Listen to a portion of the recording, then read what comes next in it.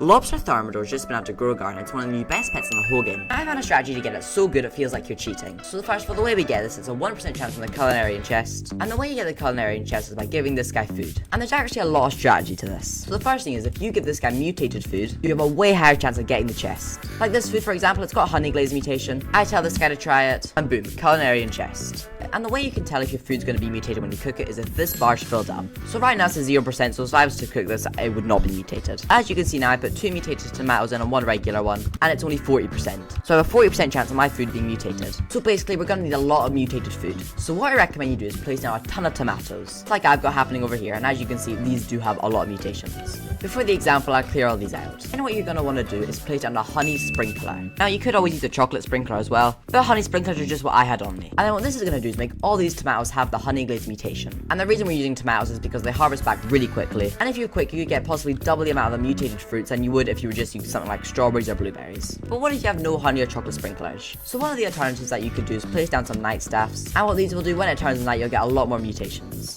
Something else you could do is wait for the honey traveling merchant to come, and then you could just buy some honey sprinklers off them. Or the third option you could do is just get some mutation sprays and put them on your fruit. Now, I only recommend you do these if you have no honey sprinklers, but I guess you gotta do what you gotta do sometimes. They're mainly like a backup. So now that we have the mutated fruits, what do we do next? 5 mutated fruits equals 1 mutated food. If I put 5 of these tomatoes in, I'll have a 100% chance of this food being mutated. But if I put 3 in, I have an 84% chance. Now, what I recommend you do is always have 100%.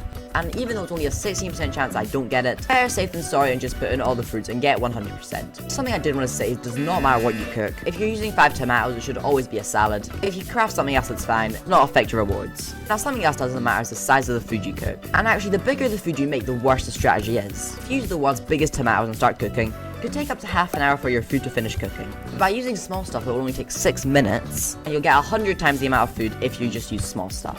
Now, another thing, when you give them the food, you get an option of what you want to pick. And now there are a few good items in here that are probably better than the culinary chest, but if you really want this lobster, just go for the chest. And then all that's left to do is open these chests and try to get the lobster. Anyway, thanks for watching, goodbye!